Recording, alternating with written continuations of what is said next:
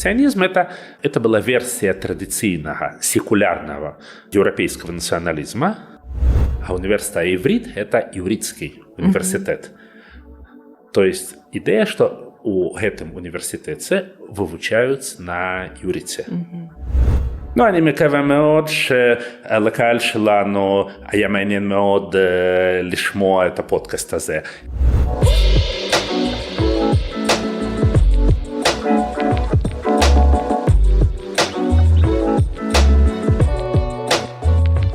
Добрый дзень, шановнае гаспадарства, з вами падкаст «Так склалася гістарычна» і я, Дзягіль Ганна. Рада вас вітаць у новым выпуску. Гэты выпуск падкасту падтрымлівае онлайн-гіпермаркет 21 век бай. У сярэдзіне выпуска будзе сумесная рубрыка, дзе я падрыхтавала вам чарговую цікавостку, не пераключайцеся. Гэты выпуск прысвечаны цікавай тэме, як звычайна, і сёння ў нас такі госць незвычайны. Першы, можна сказаць, замежнік у нашым падкасці. Я рада прадставіць вам гісторыка, перакладчыка, часовага паверна Ізраіля ў Беларусі Цві Міркіна. Вітаю, шановны гаспадар Цві.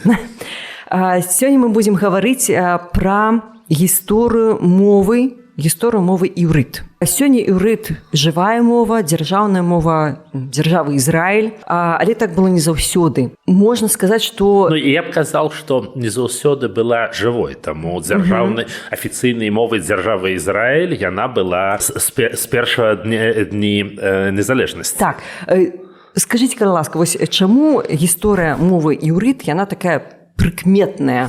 У чым є такая самая галоўная асаблівасць, у тым ліку цікаўная для беларусаў? Таму што я не люблю прыклады, але мы размаўляем пра гісторыю іврыта, таму это унікальны выпадак. Ёсць вельмі шмат моў, якія зніклі. Ёсць шмат моў, на якіх некалькі стагоддзяў таму размаўлялі шмат людзей, зараз размаўляюць маленькія групы, як бритонская мова ці правансальская. Іврыт – гэта... Я не ведаю ніякога іншага прыклада, каб мова, якая не знікла, але скончыла быць утарковай мовай, возвярнулася і стала жывой і галоўнай мовай у краіне. Так, гэта такі вельмі пазітыўны, вельмі аптымістычны прыклад. Але давайце пагаворым пра пачатак гэтай мовы. Як з'явілася мова, дзе яна з'явілася? Можа быць, першапачатковы перыяд. Калі з'явілася гэта мова? З'явілася она на Блізкім Усходзе, у краіне, якая тады яе клікалі Ханаан. Габрэі, якія там жылі, клікалі яе краіна Ізраіля, Эрц-Ісраэль. Пасля таго рымляне придумалі назву Палестына. Яна з'явілася там. Калі яна з'явілася, это з моў, якія ёсць у свеце зараз, яна адна з самых старажытных. Таму першыя тэксты, гэта надпісы на камені, яны з 10-11 стагоддзя да Раства. Самый старажытны тэкст, это песень Деворы з Старага Запавета. Это 11-12 стагоддзя да Раства. А ўжо напісаныя тэксты – гэта 5-6 стагоддзя. Таму з жывых моў яна адна з самых старажытных. На ёй размаўляла насельніцтва Ханаана, Ізраільскага царства. Гэта была галоўная мова Ізраільскага царства. Але тады был не той алфавіт, якім мы карыстуемся зараз. Был алфавіт, які клічуць палеагабрэйская пісьменнасць. Ён з'явіўся, для яго базай был фінікійскі алфавіт, как і для ўсіх іншых алфавітаў. Таму з фінікійскага алфавіта з'явілись усі. Рэцкі, лацінскі, габрэйскі, арабскі, арамейскі. Таму был палеагабрэйскі алфавіт, а буквы, як зараз, але іх пісалі абсалютна па-іншаму. І ўжо у 3-4 примерно стагоддзя з'явился то, что мы кличем квадратный алфавит. Это габрэйскі алфавит, яким мы користуємося і зараз. А чому квадратний? Тому він виглядає так. Так, усі літерки якби вписані в квадрат. Вписані в квадрат. І для його теорія, що його криницей був арамейський алфавит. І тоді це була головна утаркова мова, на якій розмовляли усі. Але тоді у іўрыта пачались таксама і праблемы. Гэта была чарга заваявання гэтага рэгіёна. Это былі ассірійцы, якія заваявалі Ізраільскае царства і Ізраільскае іудзейскае царства. Это ўся гісторыя вавілонскага плена, а потым рэгіён заваявалі персы, і Іудея, зямля Ізраіля краіна Ізраіля стала часткай персідскай імперіі. І тут у персідскай імперіі было 2 афіцыйных мовы. Цар і яго двор размаўлялі на старажытнай персідскай, але лінгва франка імперіі была арамейская мова. І як гэта вельмі шмат разоў было ў гісторыі, галоўная мова імперіі пачала выцясняць рэгіянальныя мовы. А як суадносіцца арамейская мова з старажытна-габрэйскай мовай? Яна таксама семіцкая мова, і іўрыт і арамейская яны адносна блізкія адна к адной. Таму семіцкая мова з адной крыніцы, і разніца між імі менш за розніцу між іўрытам і іншымі семіцкімі мовамі. Калі вы ведаеце добра літаратурны іўрыт, вы можете зразумець нескладаны тэкст па-арамейску. Про фанетику не ведаю, тому ми не ведаем, якая була фанетика у арамейської мови тоді. Це, наприклад, ведаючи іўрит, ви не зрозумієте арабську мову. І прочитати не зможете, тому алфавіт абсолютно інший. І частка насельніцтва країни Ізраїля почала розмовляти по-арамейську, і не хутка арамейська мова стала галоўнай, і тому у час будзем карыстацца вядомымі сімваламі. У час Ісуса галоўнай гутарковай мовай была ўжо арамейская. А вось я так разумею, што ў персійскі час у нас адбываецца таксама кадыфікацыя Танаху, кадыфікацыя старога запавету альбо яўрэйскай бібліі, тут хто як называе. І ў гэты час прыкладна адбываецца, скажем так, пераход старажытнай яўрэйскай мовы ў такую сферу сакральную ў большай ступені. Правильно я разумею? Я б не казаў. Так, яна была не толькі сакральнай, яна яшчэ была ўтарковай, таму змена іўрыта арамейскай мовы это было некалькі стагоддзяў пазней. Таму гэта было як у кожнай мовы было некалькі зроўней. Была гутарковая, была сакральная. Стары запавет это святая кніга, але фактычна для габрэяў гэта таксама нацыянальны эпас як Іліада для грэкаў, Эда для скандинаваў, і яна схавала нам літаратурную норму таго часа. Таму якая была гутарковая мова, мы ўжо, на жаль, не ведаем.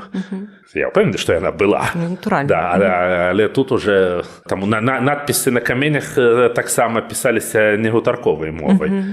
Але пасля таго, калі галоўнай гутарковай мовай стала арамейская, тут і за іўрытам захаваўся статус і сакральнай мовы, і мовы часткі афіцыйнай дакументацыі.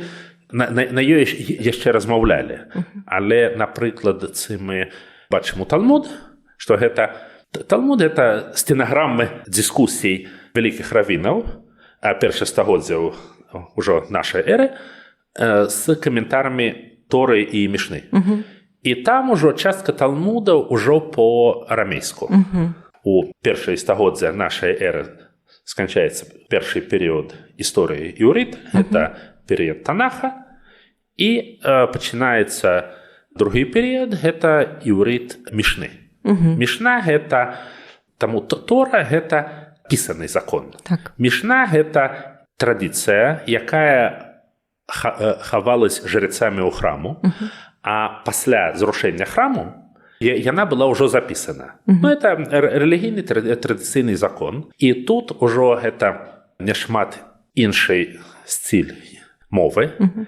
Гэта больш лексіцы, таму у Мішне ёсць вельмі шмат побытавай лексіцы, якой няма у Танаху. І таксама іўрыт у той час таксама атрымае слова з іншых мов, з грецкай мовы, з арамейскай і з лацынскай няшмат. І гэта змена мовы, гэта перыяд Мішны. Потым 4-5 стагоддзе пачалася, гэта ўжо іўрыт Талмуда. І тут ужо статус іўрыта быў падобны статусу, стаў у той час падобным статусу лацынскай мовы ў Еўропе. Таму на іўрыту не размаўлялі кожны дзень. Але таксама, што яшчэ адна падзея, у якой быў уплыв на развіццё іўрыта, на змену сітуацыі, гэта габрэйскае паўстанне, асабліва паўстанне Бракохбы ў 132-135 годзе, пасля якога імператар Адрыян выселіў габрэяў з Іўдзеі. І тады змяніў назву правінцыі на Палестына. Габрэі засталіся там няшмат, але былі невялікія абшчыны габрэяў у некалькіх гарадах, былі ешывы. Што такое ешыва? Ешыва это, зараз ешыва гэта высокая рэлігійная школа. Не як семінарія ў хрысціян, таму гэта пасля ешывы можна быць равінам, але гэта гімназія з рэлігійнай традыцыйнай адукацыяй. Це вывучаюць рэлігійныя тэксты, традыцыю, габрэйскі традыцыйны рэлігійны закон. Все это. І таму засталіся абшчыны, была абшчына ў Іерусаліме, у Цфаце, у Твері, але большинство габрэяў жылі ўжо ў іншых краінах. У дыяспоре. У дыяспоре яны атрымалі мовы тых краін, у якіх жылі, але іўрыт застаўся сакральнай мовай, і іўрыт застаўся языком дакументаў сінагог, напрыклад, і мовай для сувязі праміж рознымі габрэйскімі абшчынамі. Таму габрэі, якія кожны дзень размаўлялі на мовах сваіх краін, але праміж рознымі абшчынамі писали на іўрыце. Один раз это было, калі мой сын был еще маленьким, мы с ним поехали в Берлин, и там у египетском музее знайшлі у зале папірусаў. Был папірус 2-го стагоддзя нашай эры, пісьмо габрэйскага гандляра з Александрыі свайму бізнес-партнёру у іншым горадзе. Папірус, ён был напісаны на іўрыце. І там, калі я свайму сыну чытаў гэты папірус, было вельмі дзіўна бачыць іншых гасцей музея, якія глядзелі на нас, што ён чытае гэты дзіўныя значкі. Але гэта амаль той жа іўрыт, на якім я пішу зараз працоўныя дакументы. І ўжо у такім статусу іўрыт перайшоў у сярэдняе стагоддзя. Калі ён быў сакральнай мовай, ён быў мовай культурнага жыцця, таму, напрыклад, мы бачым на то, што мы клічам залатое стагоддзе габрэяў у Іспаніі. У Іспаніі там вялікая частка гэтай літаратуры пісалася на іўрыце. Вялікія габрэйскія паэты, якія жылі у той час у Іспаніі, мо Іуда Алевік, мо брація Бенезра, яны пісалі на іўрыце. Таксама Рамбам, які вядомы ў Еўропе як Майманід, адзін з вялікіх габрэйскіх філосафаў сярэдніх стагоддзяў, ён жыў у Егіпце, ён таксама пісаў частку сваіх кніг пісаў на іўрыце. І таксама ў той час габрэйскія граматысты зрабілі канчатковую кадыфікацыю граматыцы, напісалі першыя базавыя кнігі па граматыцы, і гэта, можа быць, вельмі дапамагло захаванню мовы.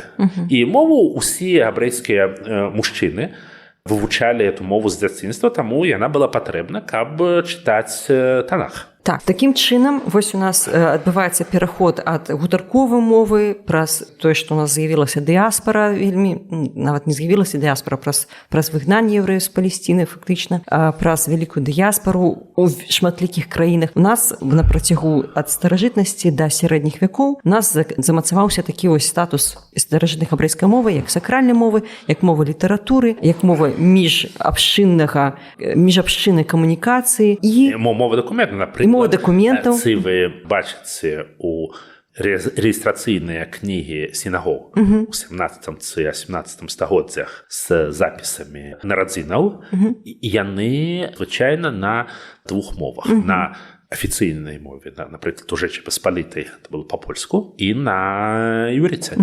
Так, і у нас складваецца за гэты час таксама сістэма традыцыйнай адукацыі габрэйскай. Так.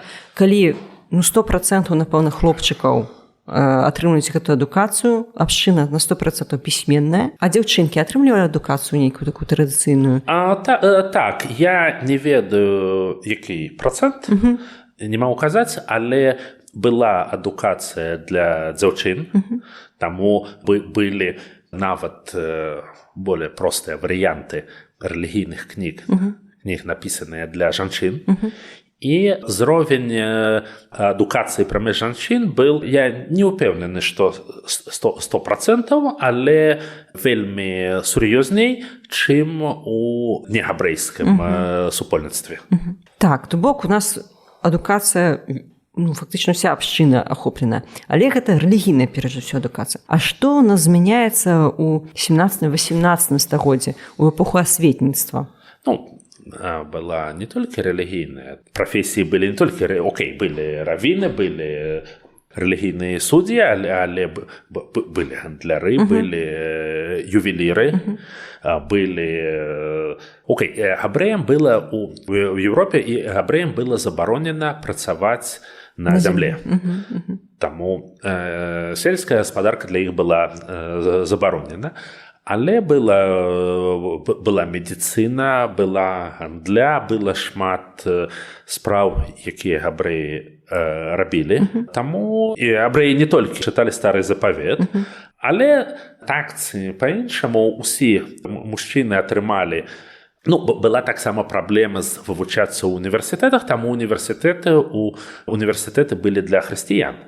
Таму адукацыя была галоўна габрэйскай рэлігійнай, плюс прафесіянальная адукацыя, размаўляючы сучаснай мовы, сучаснымі тэрмінамі. Але усе вывучалі іўрыт, і гэта хавала мову. Хоць і кожны дзень яны ў сям'і дома размаўлялі на іншых моў. І тут пачынаецца 19 стагоддзе. Это перыяд асветніцтва. Это была вельмі сур'ёзная змена усей габрэйскай культуры. Да таго, габрэйская культура была так ці па-іншаму заснавана на рэлігіі. І перыяд асветніцтва, габрэі, якія жылі. Тут мы размаўляем пра габрэяў Еўропы. Габрэі, якія жылі прамеж хрысціян, сустракались з імі, поўнай ізаляцыі не было, і зрабіўся ўплыў таго, што падзей у ўсім супольніцтве на габрэяў, ўплыў асветніцтва, і пачалася не секулярызацыя, але, это разам з эмансіпацыяй габрэяў, якая пачалась з вялікай французскай рэвалюцыяй, пасля таго у іншых еўрапейскіх краінах габрэі смаглі атрымаць секулярную адукацыю, смаглі вывучацца ў універсітэтах. І ў гэтага быў уплыў на сітуацыю ўнутры габрэйскіх абшчын, і пачала развівацца секулярная габрэйская культура. Таму аднім з заснавальнікаў яе быў філосаф Моше Мендельсон, айцец габрэйскага асветніцтва. Частцы равінаў гэта не вельмі спадабалось. Это асветніцтва было прычынай вельмі сур'ёзных канфліктаў унутры абшчын, таму гэта частка бачыла гэта як разбурэнне, здраду, нават здраду традыцыі. Таксама частка раввінаў, я думаю, адчувала, што гэта можа зрабіць праблему для іх уплыва. Частка не толькі раввінаў, традыцыйных кіроўнікаў абшчын убачыла небяспечнасць для свайго ўплыва в абшчынах. А ў якой краіне Еўропы пачаўся гэты рух? Это у Францыі, у нямецкіх краінах, яшчэ не было Германіі, у нямецкіх краінах, але галоўнымі былі Францыя і нямецкія краіны. І тут пачались, мы не можам не вспомніць таксама то, што было ў Еўропе, таму абрэі жылі не ў ізаляцыі. І пасля того было у сярэдзіне 19 стагоддзя, это вясна народаў, это з'яўленне ўжо сучаснага традыцыйнага еўрапейскага нацыяналізму, і вынікам гэтага было з'яўленне сіянізма. Таму, мы ведаем, што заснавацель сіянізма Тэадор Герцэль пачаў думаць пра гэтую ідэю пасля справы Дрейфуса, калі ён зразумеў, што асіміляцыя не будзе вырашэннем праблемы антисемітізму і прапанаваў вырашэнне як заснаванне незалежнай абрэйскай краіны, але это был тэхнічна, это был вынік, але сіянізм это был таксама вынік вясны народов. Сіянізм это была версія традыцыйнага секулярнага еўрапейскага нацыяналізма у абрэйскай серадзе. А вось скажыце, а якое месца займаў іўрыт вось у асветніцтве і ў сіянізме? Тут мы прыходзім к самаму цікаваму моменту. У асветніцтве у іўрыта было вельмі важнае месца, таму у час асветніцтва з'явілася нерэлігійная літаратура на іўрыце. Таму ёсць Мендель мой Хросфорем, якого мы ведаем былі яшчэ. У 19 стагоддзі з'явілася нерэлігійная літаратура на іўрыце. У самом сіянізму спачатку такога месца у іўрыта не было, таму, як казаў сам Герцэль на першым сіянісцкім кангрэсу ў 1896 годзе ў Базелі, праміж вас ёсць хоць адзін, хто ведае іўрыт так, што зможа купіць квіток на трамвай. Усе заснавацелі сіянізма былі з Еўропы, яны размаўлялі па-нямецку, па-польску, па-расейску, і таму пра іўрыт спачатку не думалі. Таму, як гэта мова, якой не карыстаюцца кожны дзень, гэта выглядала абсалютна нерэальным. Таму і, напрыклад, сам Герцэль лічыў, што афіцыйнай мовай абрэйскай дзяржавы будзе нямецкая. І тут з'явіўся адзін шалёны спадар, які казаў, што слухайце, спадары, якая нямецкая мова, якая сувязь праміж намі і нямецкай мовай. У нас ёсць наша мова, на якой напісаныя галоўныя тэксты, на якіх заснована ўся наша нацыянальная ідэя.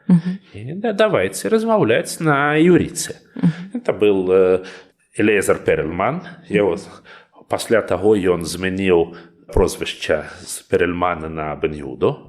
Бен-Юда – это сын Іўдэі, які нарадзіўся у Беларусі, тады ў Расійскай імперіі, у Глубокім. Лужкі, здаецца, мястэчка называлася. Непадалёк ад Глубокага.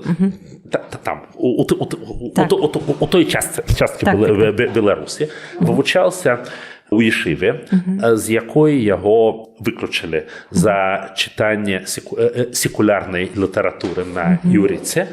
І я не памятаю дакладна у якім годзе, у концы 19 стагоддзя ён напісаў артыкул. Артыкул з'явіўся ў венскім габрэйскім часопісу «Ашахар». Ён назваў артыкул «Важная справа». І гэта был артыкул пра месца іўрыта, месца нацыянальнай мовы у габрэйскай нацыянальнай ідэі. І там ён прапанаваў, я не ведаю, колькі людзей прачытала гэты артыкул, ён прапанаваў зрабіць іўрыт галоўнай мовай наступнай габрэйскай дзяржавы. Спачатку, яго, я не ўпэўнены, што яго лічылі сур'ёзным, але ў яго было шмат энергіі. Ён быў вельмі фанатычным чалавекам. Тут, у гэтай справе рацыянальнасць не дапамогла. Ён пераехаў у Палестыну, жыў у Іерусаліму і пачаў размаўляць дома на іўрыту. Ён пачаў размаўляць з жаной на іўрыту. Яго сын стаў першым за шмат пакаленняў габрэяў чалавекам, у якога іўрыт быў роднай мовай. Таму я не ведаю, якой ўплыв быў у ўсё этого на псіхіку сына, але я не думаю, што в Бенеудзе это было столь важна. У яго была... І ён пачаў прапаганду іўрыта, а пачаў запэўніваць іншых людзей карыстацца іўрытам. І это было 2, 3, 4 чалавек, але стало больш. І ідэя была, што гэта наша мова. І таксама, што важна, было некалькі моў, мы пра это размаўляем, было некалькі моў, на якіх размаўлялі розныя габрэйскія абшчыны. Ідыш, на якім размаўлялі ашкеназы. У Еўропе был ладзіно, гэта мова сефардскіх габрэяў, у Турцыі былі габрэйскія мовы, габрэйскія дыялекты мясцовых моў у Йемену, у Паўночнай Афрыцы. Але это были мовы абшчын. Напрыклад, ідыш гэта была мова ашкеназаў, для сефардаў это якая сувязь. Іўрыт быў адной мовай, якая была важнай для ўсіх абшчын. Это был такой аб'яднаючы фактор. І гэта пачало працаваць. Людзі пачалі размаўляць на іўрыту. Это таксама не ўсе былі гэтым задаволены. Была вельмі моцная апазіцыя гэтаму і прамеж тых, хто лічыў, што немагчыма карыстацца старажытнай мовай для сучасных спраў.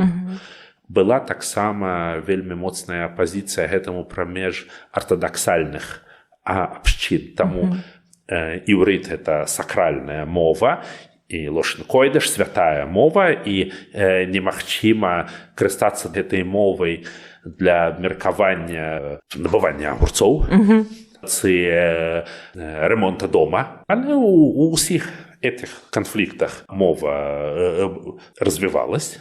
Праблема з тым, што мова старажытная была вырашана, Бен-Егуда просто пачаў придумываць новыя словы. Придумал мадэлі для придумывання слоў і пачалі рабіць новы сучасны слоўнік. Тады ўжо першым вынікам было з'яўленне школ. Першая у гімназіі Герцлія ў Тель-Авіву. Это была першая школа, у якой уся адукацыя была на іўрыту. Пасля таго, у 1910-11 годзе, тады пачынаўся у Хайфе тэхнічны інстытут, які позже стаў Хайфскім тэхніёнам. Тады былі падзеі, якія ўвайшлі ў історыю як вайна моў. Таму заснавальнікі тэхніёна, якая мова найлепшая для тэхнічнай адукацыі, нямецкая. І тут кіроўнікі габрэйскай абшчыны Палестыны казалі, якая нямецкая мова. У нас ёсць наша мова, это габрэйская тэхнічная школа, і ў ёй патрэбна вывучаць на іўрыту. Дзе тэхнічны слоўнік? Тэхнічны слоўнік прыдумалі. І тэхніён там был амаль угрозы байкоту. І ў тэхніёне пачалі вывучаць на іўрыту. Это такія этапы ў развіцці. І таксама іўрыт стаў аднім з сімвалаў габрэйскага адраджэння. Таму был яшчэ адзін вельмі важны элемент. Таму усе ладзін, ідыш – это былі мовы дыяспары. Тут мы рабім новага габрэя, які жыве ў сваёй краіне, не ў дыяспаре. Мы не хацім быць як у дыяспаре, як казаў уже пазней Хайм Вейцман, яшчэ не першы прэзідэнт Ізраіля, мы прыехалі сюда не каб капіраваць жыццё ў Берліну, Варшаве ці Парыжу. І мы тут новыя габрэі, у сваёй краіне нам патрэбна наша мова. І гэта мова, на якой размаўлялі, наш народ размаўляў тут 2000 гадоў таму, калі у нас была наша незалежная дзяржава. Такім чынам, вось падчас 19 стагоддзя, падчас з'яўлення сіянізму, іўрыт стаў такім сімвалам вяртання яўрэяў на сваю гістарычную радзіму. Так, аднім з галоўных сімвалаў, я б казаў. Ну і тут, канешне, выхадзец з Беларусі Элізар бен Егуда адыграў вялікую таксама ролю. Сумесная рубрика, якую я рыхтую разам з онлайн-гіпермаркетам 21 век бай. І у нас уже прагучала, што агульна прынята, што першым чалавекам, для якога іўрыт стаў роднай мовай, не вывучанай у ешыботе, у ешыве, стаў сын Элізара бен Егуды, але ёсць сведчанне, што былі людзі, дзеці і раней, для якіх іўрыт, старажытная габрэйская мова, стала роднай мовай натуральным чынам. Так, у артыкуле Александры Палян, спасылка ў аўдыёапісанні, гаворыцца, што ёсць сведчанне, што ў 1886 годзе ў Мінску мінскі настаўнік Шмуэль Зеліх Бернштейн выхаваў свайго сына на іўрыце. На жаль, імя сына не захавалася, калі раптам нехта ведае, то напішыце ў каментарях. Але вось такі першы чалавек у новы час, для якога іўрыт быў роднай мовай. Другім такім чалавекам стаў таксама ураджэнец Беларусі, ураджэнец Маргоні, Нохум альбо Нахум Слушч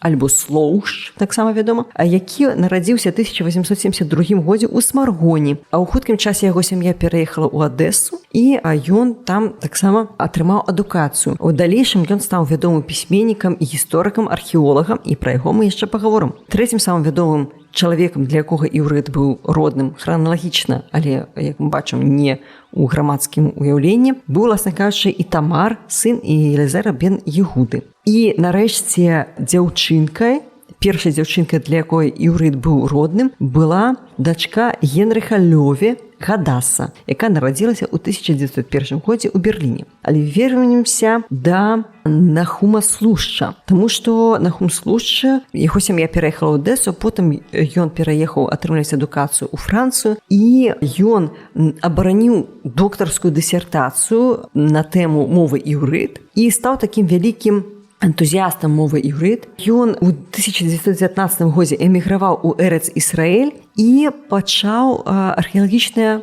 даследаванні і нават атрымаў статус і вядомасць як першы яўрэйскі археолог. Такім чынам, не толькі першы прэзідэнт Ізраіля, але і першы археолог Ізраіля нарадзіўся ў Беларусі. І у 23 лістапада 21 году газета «Гаарэц» пісала наступнае. Такая прозвішча вельмі беларускае «Слушч», што Нахум Слушч адправіўся ў Еўропу для збора ахвяраванняў на раскопкі, якія ён праводзіў у Палестыне. Вось як цытавала газета яго словы. «Спачатку я накіроўваўся ў Парыж, затым у Лондон і потым у Амстердам. Па завяршэнні паездкі па Еўропе я збіраюся адправіцца ў ЗША і сустрэцца з лідарамі яўрэйскіх абшчын Амерыкі. За акіянам шмат хто ўжо праявілі павышаны інтарэс да нашай работы. Я спадзяюся, што яны дапамогуць нам знайсці сродкі для яе паспяховага прадаўжэння». Такім чынам, 100 год таму для таго, каб рабіць даследаванне, трэба было сабраць вялікую суму, і яна збіралася, фактычна па абшчынам. Такім чынам, 100 год таму для рэалізацыі праекта трэба было спачатку сабраць вялікую суму, а потым ужо яе прывезці на месца і рэалізоўваць. А сёння, каб зрабіць вялікую дарагую пакупку, не абавязкова спачатку збіраць грошы, можна скарыстацца рознымі праграмамі растэрміноўкі плацяжоў. І вось такая праграма, сервіс растэрміноўкі плацяжоў ёсць таксама ў онлайн-гіпермаркета 21 век бай, якая называецца «Долькі». Можна скарыстацца спецыяльным калькулятарам на сайце альбо ў прыкладанні, які падлічыць вам, на які тэрмін вы можете разлічваць у растэрміноўцы, якія сумы плацяжоў рэгулярных, і такім чынам нават вялікая пакупка, яна не будзе такой цяжкай для вас. То бок вы спачатку набываеце тавар, а потым ужо плаціце за яго. Спасылка будзе ў апісанні на гэты сервіс. Карыстайцеся, калі ласка. А таксама карыстайцеся, калі ласка, прамакодам DIAGEL21 на ўсе катэгорыі тавараў у каталогу онлайн-гіпермаркета 21 век бай і атрымліваеце скидку, зніжку ад 3 до 5%. Все спасылкі ў апісанні, прамакод будзе ў апісанні. Карыстайцеся, калі ласка. такім чынам вось у 20-х гады у нас ужо складваецца нейкая сістэма адукацыі і нефармальна людзі стараюцца таксама размаўляць на іўрыце у побыце паміж сабой. А які быў афіцыйны статус мовы іўрыт падчас брытанскага мандату? Першая сусветная вайна. Таму да таго Палестына была адной з правінцый Асманскай імперіі. То, што часам клічуць Турцыяй, але это была Асманская імперія. 18-й год у Палестыну прыходзіць брытанскае войска, перамога ў Бершеве, пасля таго у Мегіда, і Асманскай імперіі больш няма, ёсць Турцыя, якая менш, і у Палестыне брытанскія вайска. Пасля вайны Ліга нацый дае Брытаніі мандат на Палестыну. Адной з мэтаў якога было выбудаваць у Палестыне габрэйскі нацыянальны дом. Не пісалі яшчэ пра дзяржаву, але клікалі это габрэйскі нацыянальны дом. Там было шмат падзеяў. Да таго было то, што клічуць дэкларацыяй Бальфура, калі брытанскія ўлады афіцыйна прызналі права габрэяў на незалежнасць. І это частка, асаблівая частка брытанскай імперіі, не калонія, мандат. Брытанцы будуюць там новыя уласныя інстытуты. І ў час брытанскага мандата у 21-м, я не памылюсь, 21-22 годзе яны вырашылі справу афіцыйных моў Палестыны. Афіцыйных моў было 3. Была галоўная афіцыйная мова ангельская, на якой была уся дакументацыя і праца мандатнай адміністрацыі, і таксама арабская і іўрыт. Это былі 3 афіцыйныя мовы брытанскага мандата Палестыны. Усе законы і указы мандатнай адміністрацыі былі на 3 мовах. Я некалькі гадоў таму знайшоў у архіве дакументы пра рэпатрыяцыю маіх родзічаў з Польшы ў 1935 годзе. І афіцыйныя дакументы іміграцыйных улад Палестыны былі на 2 мовах. Па-ангельску і на іўрыце. І тут пачалось развіццё іўрыта. Это перыяд з заснавання брытанскага мандата і да атрымання незалежнасці ў 48 годзе. У ізраільскай гісторыі гэта клічуць дзяржава ў дарозе. Калі мы яшчэ не былі незалежнымі, але ўжэ будавалі дзяржаўныя інстытуты. Это была вельмі цікавая сітуацыя, калі ангельскія ўлады далі магчымасць будаваць аўтаномныя абшчынныя інстытуты. І габрэйская абшчына Палестыны была галоўна вельмі аўтаномнай са сваёй сістэмай адукацыі, са сваёй сацыяльнай сістэмай, са сваёй медыцынскай сістэмай. З'явіліся школы, у якіх вывучалі на іўрыце. У 1925 годзе быў 25 год, гэта заснаванне Іерусалімскага універсітэта. Звычайна яго клічуць габрэйскі універсітэт, але правільны пераклад назвы універсітэта іврит – гэта іўрыцкі універсітэт. То есть ідэя, што у гэтым універсітэце вывучаюць на іўрыце. І, дарэчы, аднім з заснавальшчыкаў універсітэта быў Альберт Эйнштейн. І гэта был першая за шмат стагоддзяў інстытуцыя вышэйшай адукацыі на іўрыце. Адзін з сімвалаў будавання новага абрэя. Наш універсітэт на нашай мове. А вось скажыце, ласка, то бок гэта час, калі ўжо інстытуцыянаванне выкарыстання іўрыта, так? Але і шырокага выкарыстання. Але як вырашалі вось гэтую праблему? Недахоп лексікі. Якім чынам? Тут это была вельмі сістэмная дзейнасць. Пачалось з заснавання Бен-Іуды яшчэ да мандату арганізацыі, якую ён назваў камітэт мовы іўрыт. Это былі Бен-Іуда і некалькі яго сяброў, якія прыдумывалі слова. Там былі розныя сістэмы, яны часам яны бралі слова з Танаха і прыдумывалі для іх новыя сэнсы. Напрыклад, патрэбныя тэрміны для вайсковых рангаў, у іўрыце іх няма. Окей, берем старажытнае слово «алуф». Это як чифтен в ангельской мове, вождь. Даем ему новый сенс генерал. Были такие справы, были, коли придумывали абсолютно новые слова, придумывали техничные термины. И там была система придумывания слов, и проблему вырашалі. І камітэт вельмі сістэмна з гэтым працаваў. У 20-е гады ён стаў ужо такім, он напалову акадэмічным інстытутам, таму працаваў як частка Габрэйскага універсітэта. І гэта быў такой напалову фармальны рэгулятар іўрыта.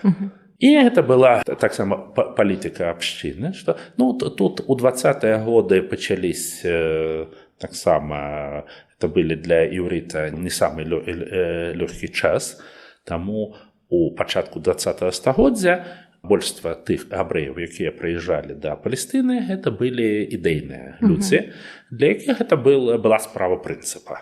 У 20-е годы ситуация некалькі змянілася, тому галоўнай прычынай для зменаў был 1924 год, калі Кангрэс США у першы раз атрымаў закон об абмежаванні іміграцыі.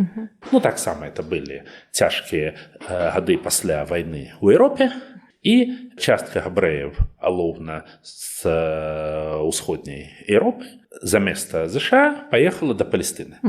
Тут уже было менш ідэалогіі за тых, хто прыехаў у пачатку стагоддзя. І быў патрэбны нейкі ціск з габрэйскіх улад, каб заставіць іх перайсці на іўрыт. Таксама это было працягванне вайны моў, калі былі таксама і радикальныя выпадкі, як, напрыклад, паджогі кіёскаў, у якіх прадавалі газеты на ідыш. Час был нелёгкі, але іўрыт стаў галоўнай мовай габрэйскай абшчыны. І на іўрыце размаўлялі больш і больш. І, можа быць, это был галоўны і крытычны час для іўрыта.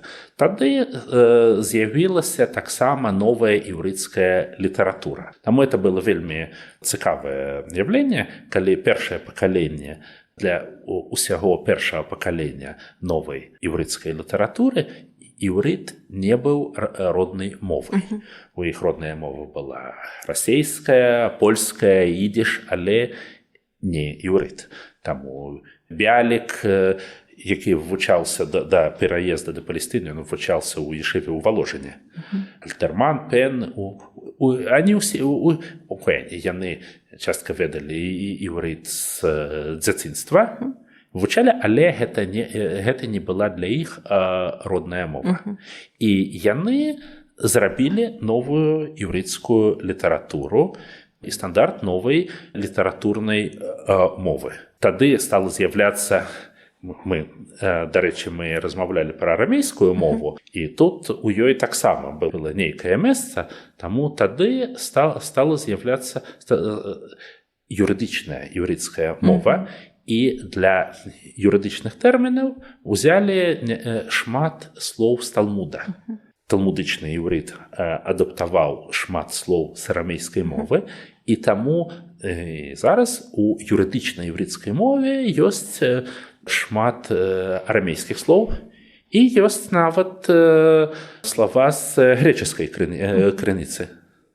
Вельмі цікава. Такім чынам, да моманту аб'яўлення незалежнасці дзяржавы Ізраіль ужо іўрыт замацаваў такое сваё галоўнае месца ў камунікацыі. Так, гэта была галоўная мова габрэяў у Палестине. І калі у час Другой сусветнай вайны но габрэі ў Палестине воевали у брытанскім войсцы, частка у звычайных частках войска, але частка была спецыяльная габрэйская бригада. Это была бригада з габрэев з Палестины, і працоўнай мовай гэтай бригады был іўрыт.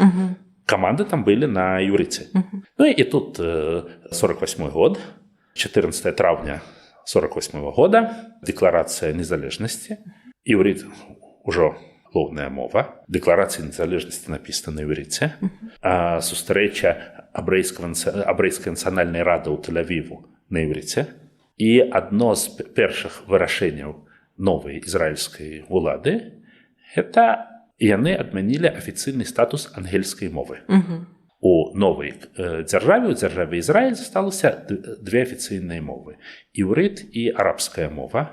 Галоўнае – это іўрыт. І што рабілі ўлады Ізраілю ў першы дзень незалежнасці?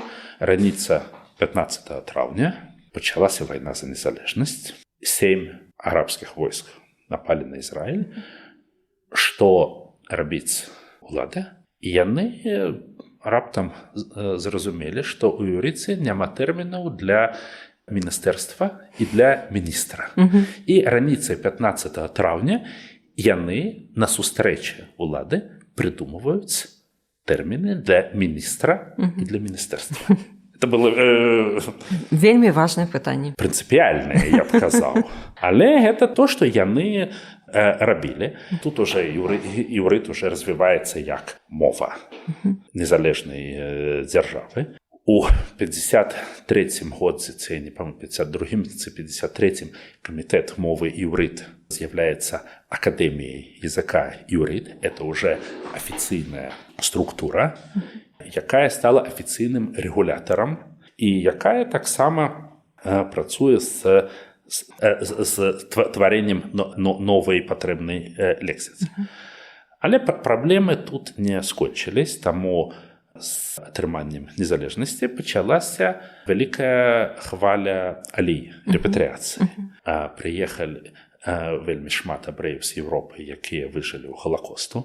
У 50-е гады гэта вялікая хваля рэпатрыяцыі таксама з абрэяў з арабскіх краін. На дзень Декларацыі незалежнасці габрэйскае насельніцтва Палестины было 650 тысяч чалавекаў. У 60-м годзе это было уже амаль 2 мільёна. І тут патрэбна была асаблівая праца, каб захаваць статус іўрыта. Таму гэта афіцыйная мова, але большинство насельніцтва на ёй не размаўляе. І тут была вельмі моцная палітыка з вельмі моцным ціскам. Не забараненнем, але палітыкай, якую клікалі рак-іўрыт, толькі іўрыт. І гэта дало вынікі. Гэту палітыку сталі смягчаць толькі ў сярэдзіне 80-х гадоў, калі у 84-м ці 85-м годзе грамадзяне Ізраіля, якія нарадзіліся ў Ізраілі, сталі большасцю. І тады ўжо можна было, ўжо ў 90-е гады атрымалі законы аб ахове традыцыйных абшчынных моў, як ладзіну і ідыш, але ўжо можна. Уже статус іўрыта ўжо моцнай, большасць насельніцтва размаўляе на іўрыце, ўжо нічога не пагражае. Ужо нічога не пагражае, і тут можна ўжо і захаваць абшчынныя мовы, якія амаль змёрлі ў Ізраілі. Такім чынам, не такое пытанне, а вось сёння наколькі прыслухоўваюцца, скажем так, да пастановаў Акадэміі мовы іўрыт. Вось як правільна казаць, калі мова стала сапраўды жывой. Прыслухоўваюцца, таму, яна жывая, яны, ёсць, як у кожнай мове ёсць афіцыйны стандарт, ёсць мова, на якой размаўляюць. Але прыслухоўваюцца, Акадэмія яшчэ працуе з новымі словамі. І гэта ёсць. Это таксама не ўсе словы застаюцца, але ёсць працэс. Гэта рабяць не толькі лінгвісты, якія сидзяць у акадэміі. Таму, напрыклад, ці патрэбны новыя тэрміны для камп'ютараў, это яны запрашаюць спецыялістаў па камп'ютарам і абмяркоўваюць з імі. Там новыя вайсковыя тэрміны запрашаюць вайскоўцаў, абмяркоўваюць з імі, і тут уже выдаюць спіс новых тэрмінаў. Таму працы яшчэ... Для кожнай мовы патрэбны нейкі рэгулятар, як ёсць акадэмія ў Францыі, як ёсць таксама, я не памятаю, як клічуцца, ёсць таксама рэгулятар для брытанскай і ангельскай мовы, ёсць у кожнай. Таму рэгулятар патрэбны. То, што не ўсе размаўляюць точна па правілам, окей, это ёсць. Але патрэбны, каб быў стандарт, і патрэбна арганізацыя, якая таксама зможа вырашыць пра змену стандарта. І гэта функцыя акадэміі. І кожны грамадзянін Ізраіля можа, у яго ёсць пытанне па граматыцы іўрыта, даслаць пытанне да акадэміі, я сам 1 ці 2 разы гэта рабіў, і атрымаць адказ ад акадэміі з тлумачэннем. Дзякуй вялікі. І такім чынам, калі падсумоўваць вось гэтую такую працяглую гісторыю, нашу размову, вось як можна ахарактарызаваць суадносіны сучаснага іўрыту і старажытнага іўрыту біблейскага? Вось як яны цяпер суадносяцца? Ёсць погляд, што гэта розныя мовы. Я не магу казаць, што я з гэтым згодны. Окей, ёсць розніца. Іўрыт, на якім зараз і размаўляюць, і пішуць в Ізраілі, это не точно ты іврит, на якім напісан Стары Запавет, і я упэўнены, што не ты, на якім размаўлялі тады, але тыя, хто ведаюць вольна сучасны іврит, сучасны літаратурны іврит, могуць амаль без праблем чытаць Танах. То, што хрысціяне клічуць Старым Запаветам. Таму, окей, ёсць граматычныя формы, якія былі тады, і імі не карыстаюцца зараз. Ёсць таксама словы, якія змянілі сэнс. Але я б казаў, што это можа быць разныя дыялекты, разныя стандарты, але адной мовы. Я вам уже распаведал, як я у музеі ў Берліну чытаў ліст, напісаны на іўрыце амаль 2000 гадоў таму, і ў мяне не было праблемы яго зразумець. Справа, что такое, что это диалект, это справа вельми, я казал один с, я не памятаю, кто это казал, что мова это диалект, у якой есть войска и флот. Але это, може, розные стандарты одной мовы. І таксама зараз усі вучні у ізраїльських школах вивчають Танах, мої дзеці вывучалі Танах, чыталі, і з яго чытаннем, окей, гэта ці нехта спрабуе размаўляць у краме, ці ў аўтобусе на іўрыту Танаха, окей, это будзе выглядаць дзіўна. Але яго зразумеюць.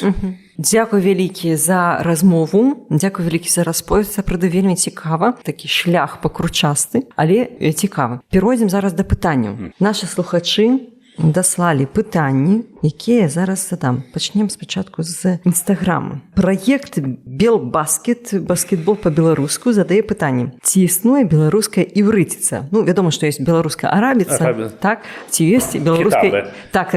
Ці ёсць іўрыціца, так звана? Я пра такую не ведаю. Але тэхнічна гэта проста пішаце на яўрэйскім літарам па-беларуску? Не, тэхнічна няма праблемы. Гэта як кітаб. Я ведаю арабскую мову, і зразумець сістэму транслітерацыі мне былі патрэбны 10 хвілін, і зараз у меня няма праблемы чытаць кітабы. Таму тэхнічна гэта няма праблемы, але я пра такое не ведаю. Сапраўды цікавае пытанне, калі раптам нехта ведае пра іўрыцыцу, то напішыце ў каментарях. Так, пытанне з Telegram. Тут у нас некалькі пытанняў. Юзер Нікалай Карелін. Як у іўрыце з'яўляецца слова для новых рэчаў і з'яваў, тэхнічных, палітычных і гэтак далей? Гэта, як я казаў, ёсць розныя сістэмы. Часам бяруць корень, які ёсць, і змяняюць форму і даюць новы сэнс. Часам даюць новы сэнс старажытнаму слову, а часам можна придумаць і новы корень. Такое тоже есть. Напрыклад, было слово «оппозиция». Ёсць іўрыцкае слово «негед». «Негед» — это «супраць». 10-15 гадоў таму Акадэмія анансавала слово «негда». Это іўрыцкае слово для оппозиции. И зараз по радио можно услышать два слова. Можно и оппозиция, можно и оппозиция. На иврите можно и «негда». Это словом користаються. Например, был СМС. Есть мессер. Мессер – это послание. Мисрон. Мисрон – это маленькое послание. Мисрон – это іўрыцкі термин для СМС. У тарковай мове нема праблем казаць СМС, але шмат користаюцца также словом мисрон. Это два прыклады. Ёсць вельмі шмат, але ёсць тэрміны для, як казал адзін мой сябра, які выкладае ў тэхніёну, у яго няма праблемы на лекцыі па квантавай фізіцы за 90 хвілін лекцыі не карыстацца ні аднім неіўрыцкім словам. Так, дзякуй вялікі. Пытанне ад Александры Володзінай. Наколькі вядомы ў іўрыце той факт, што Давід бен Егуда, напэўна, Элізар бен Егуда, з Беларусі? Я так разумею, у іўрыце, а ў Ізраілі. З майго вопыту ні наколькі. Мяне цяжка казаць, які працэнт, але таму частка ведае, што ён нарадзіўся ў расійскай імперіі. Большасць насельніцтва не спецыялісты па гісторыі, таму ведаюць, хто это бен Егуда, таму ёсць у вялікіх гарадах ёсць абавязкова вуліца бен Егуды. Але я не ведаю, якая частка людзей цікавяцца справай, дзе ён нарадзіўся. Мне здаецца, проста абсалютна большая частка заснавальнікаў яўрэйскай дзяржавы, яна нарадзілася не ў зямлі Ізраіля, і яны ўсе неадкуль прыехалі. І не заўсёды, магчыма, важна для звычайнага чалавека, адкуль ён прыехаў. І таму Іцхак Рабін, які быў прэм'ер-міністрам першы раз з 74 по 77 гады і у другі раз з 92 года ён быў першым прэм'ер-міністрам Ізраіля, які нарадзіўся, яшчэ не ў Ізраілі, а ў Палестине. Да таго ўсе прэм'ер-міністры нарадзіліся недзе ў Еўропе. Беньямін Нетаньяху, ён першы прэм'ер-міністр, які нарадзіўся ўжо ў Ізраілі. Так, дзякуй вялікі. Пытанне ад Міколы. А іўрытам хтось у Беларусі карыстаўся па-за дыяспары, то бок не нейтыў спікеры. Калі карыстаўся, навошта якую задачу вырашаў? Іўрытам карысталіся ўсе абрэі, якія жылі ў Беларусі. Яны, усе мужчыны, вывучалі іўрыту хедера. Хедер – это пачатковыя школы. І пасля таго тыя, хто вывучаўся ў ешывах, вывучаліся ў ешывах. Таму, это як мы размаўлялі пра карыстанне іўрытам у дыяспаре, Беларусь тут не была выключэннем. Это было як у іншых еўрапейскіх краінах. А тут, напэўна, маецца на ўвазе, ці вывучаў нехта старажытную габрэйскую мову не нейтыў спікеры, напэўна, па-за абшчыны, то бок не яўрэі. А это я не ведаю, але я ведаю, што у друкарні Скарыны выдавали книги на іўрыце. Это было. Я думаю, что, может быть, тому промеж святаров хрысціянскай царквы были тыя, хто вывучаў іўрыт, каб чытаць святыя кнігі ў арыгіналу. Таму, я думаю, былі, але не масава. Абавязкова, точно не масава. Прыватнасці, у духоўных і семінарах, і акадэміі духоўных і хрысціянскіх вывучаюць старажытную габрэйскую мову, каб чытаць святое пісанне на мове арыгіналу. Таму, ўсё, уласна кажучы, такая катэгорыя. Так, пытанне ад Іллі. На падставе чаго, як восстанавливалі гучанне мовы, размоўныя выразы, гаворку?